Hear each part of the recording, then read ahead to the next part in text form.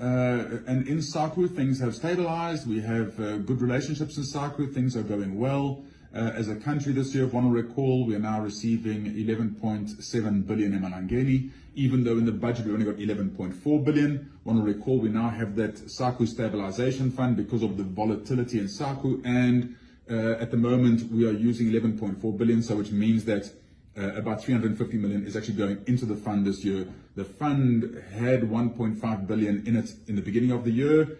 The 350 million going in, as well as interest for the year, will probably put us in about a 2 billion stabilization fund by the end of the financial year. And so healthy, good, next year it looks like our SACU receipts will continue to go up.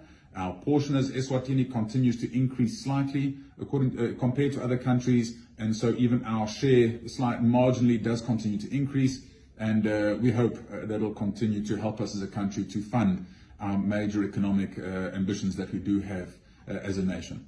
But at the same time, just a reminder, Maswati, to please, it is all, SACU is ours. At the same time, it's our trade that builds SACU.